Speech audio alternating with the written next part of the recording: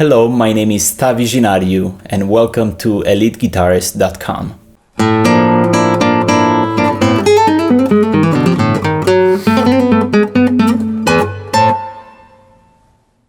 Today I have the privilege of teaching you how to play Leyenda, also known as Asturias, by Isaac Albeniz. Isaac Albeniz was a composer and he wrote this piece originally for the piano, but transcription for the guitar seems to be a very natural progression. It is a piece that's deeply evocative of the Spanish landscape, and without any further ado, let's get straight to work. We're going to begin with the first part of this fairly long work. The piece itself naturally divides itself in three different sections. We have a fast section, a slow section, a fast one, and then a closing coda. So let's begin with the first section, which is this fast, about 61 bars of a very rhythmic composition. This is in the key of E minor, so you may want to take a few moments to tune up. Because this is an advanced level repertoire piece, we're not going to go through every single note. There are literally hundreds and thousands of notes in just this piece, and so to do so would be tedious to the point of exhaustion for me and for you as well. But I'm going to deal with this piece from a higher level point and deal with the piece not to that level of granularity that we could do with a beginner repertoire piece, for example. So let's begin with bar number 1. And we're going to begin in the 7th position, and we have this melody that's really consistent throughout the entire piece.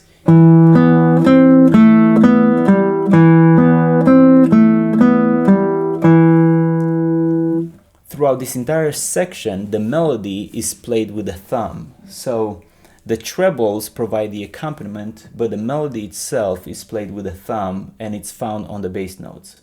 So let's look at the first bar, and we have the melody E on the 5th string, B on the 4th string, C with the 4th finger, A with the 1st finger, B with the 3rd finger, and then G with the 4th finger on the 5th string. So let's try that.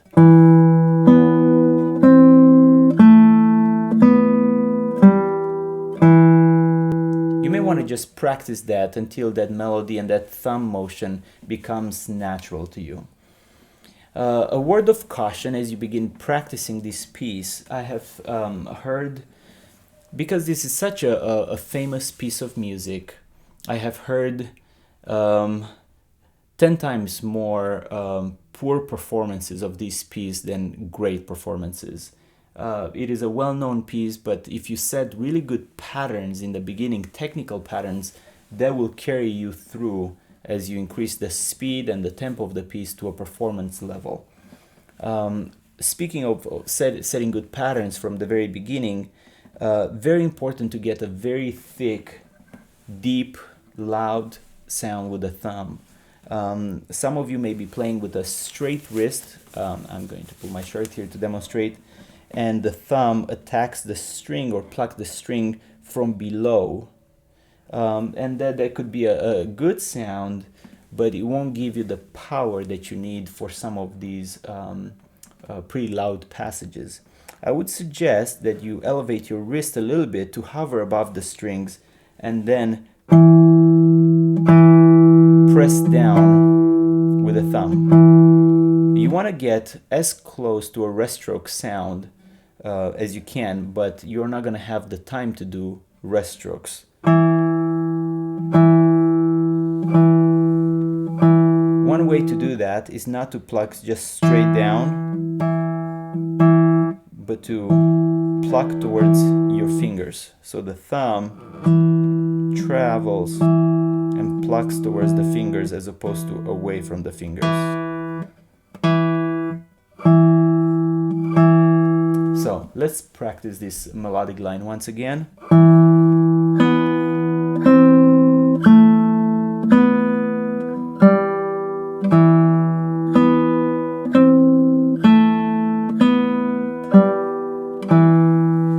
that melody is accompanied by an open second B string. And you could alternate I and M free strokes for the second B string. So here we go, bar number 1.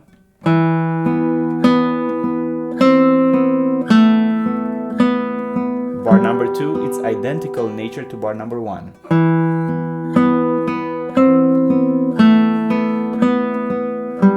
And bar number 3 is identical in nature to bar numbers 1 and 2.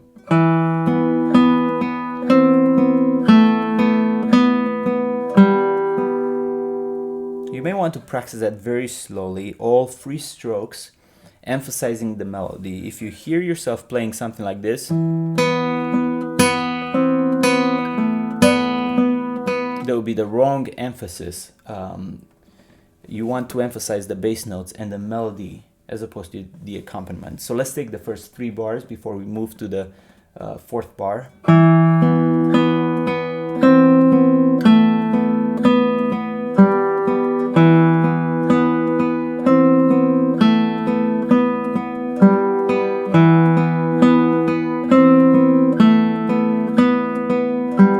Bar number 4, A, F sharp, G with a 4th finger, A with the 1st finger on the 4th string, back to F sharp with the 3rd finger on the 5th string, G, followed by open B. Now bar number 5, 6, and 7 are identical in nature to bars number 1, 2, and 3. So bar number 5 would sound like this.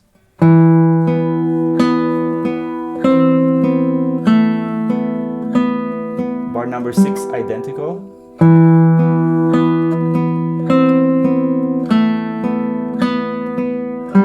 Bar number 7.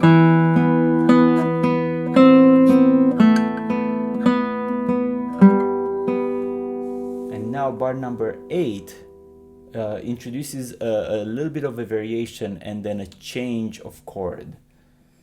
So bar number 8 begins with an A note, 1st finger on the 4th string, 7th fret, F sharp with the 3rd finger on the 5th string, 9th fret, G with the 4th finger on the 5th string, 10th fret. Then rather than going to the A, we're going to go back to E with the 1st finger. So bar number 8, A, F sharp, G, E, D with the 4th finger on the 6th string, 10th fret, C with the 2nd finger, and then bar number 9 begins with a B note, played with the 1st finger on the 6th string, 7th fret. So let's review that variation introduced in bar number 8. A, F sharp, G, E, D, C natural, and then B. Let's slowly practice now bars numbers 1 through 8.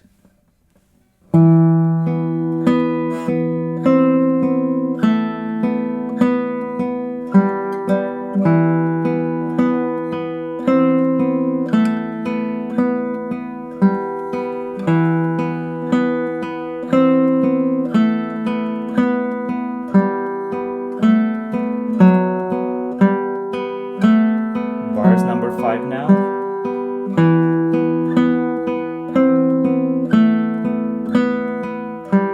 Six, 7,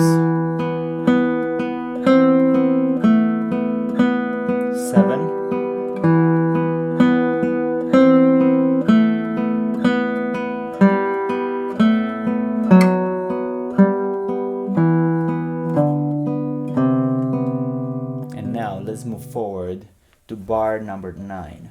We have a B note that serves as the foundation for the next section. Now you have 2 different options. You could either hold that B note and form a partial bar chord,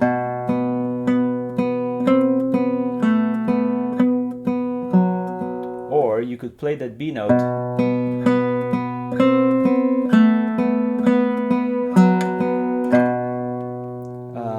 and release the finger a few 8th notes into that bar. I prefer to play that B note and then release it for greater clarity on the melody line. So let's break it down. Bar number 9, starting with B, play with the first finger on the 6th string, 7th fret. Again, followed by the open accompaniment, 2nd string B. Then a B note played with the 3rd finger on the 4th string, 9th fret, followed by a C, back to an A, played with the 1st finger.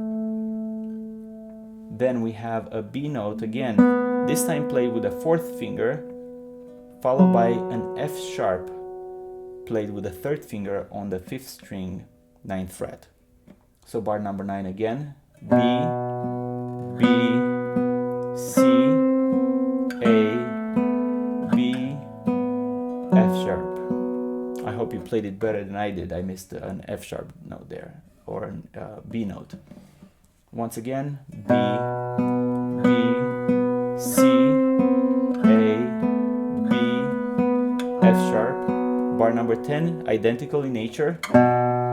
B, C, A, B, F sharp.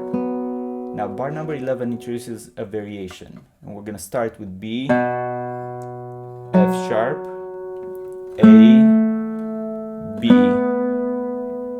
Let's try again. Bar number 11, the first 2 beats. B, F sharp, A, played with the 1st finger on the 4th string.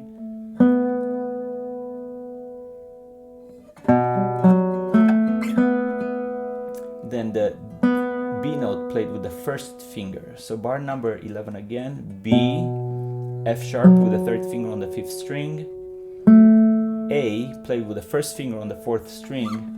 B, play with the 1st finger on the 4th string, just sliding. C, played with the 2nd finger on the 4th string, 10th fret. D, played with the 4th finger on the 4th string, 12th fret. So, bar 11, F, A, B, C, D.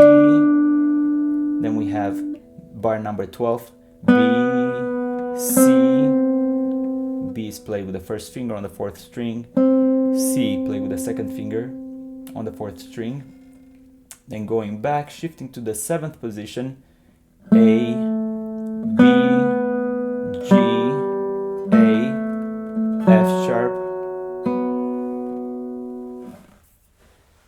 So let's take again bar number 11, just the melody note without the accompanying open 2nd B string. So B, F, A, B, C, D, B. Now bar 12, B, C, A, B, G, F sharp. Let's put it together now, the melody with the accompaniment. So B, F sharp, A with 1, B with 1, C with 2, B with 4, B with 1, C with 2, A with 1, B with 3, G with 4, F sharp with 3. Alright, so let's pick it up at bar 13 once again. Bar 13 and 14 are identical to bars number 9 and 10. You're already familiar with this, but let's review them.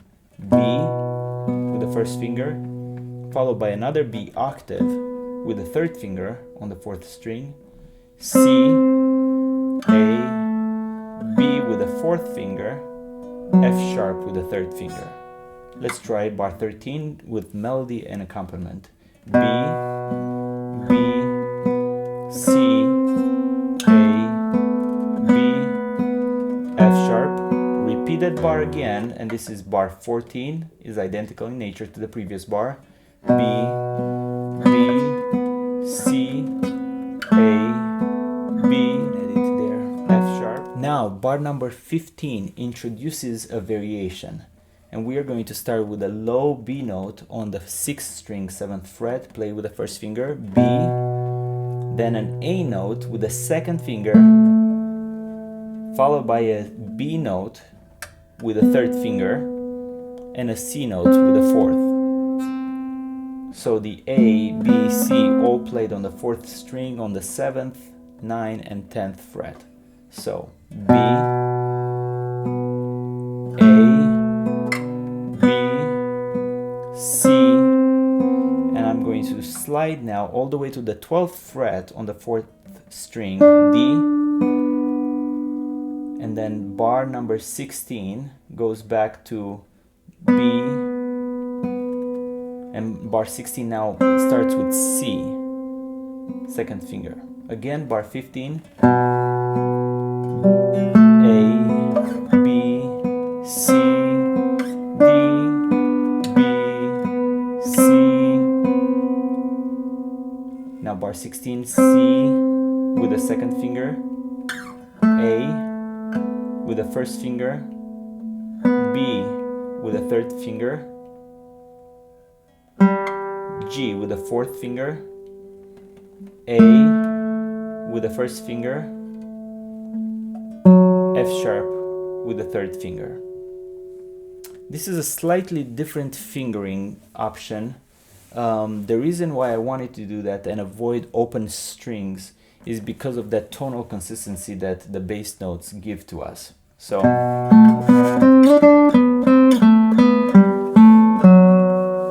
as opposed to using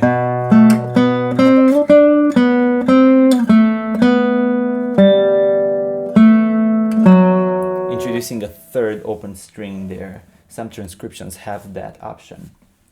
So let's review bar 15 and 16. B, A, B, C, D. I use a slightly different fingering here. Let me try that again. So B, A, B, C, D, B, C, A, B, G, A, F sharp with a 3rd finger. And that's a great setup to begin the next section, which is going to be part 2 of this tutorial for Leyenda by Isaac Albeniz.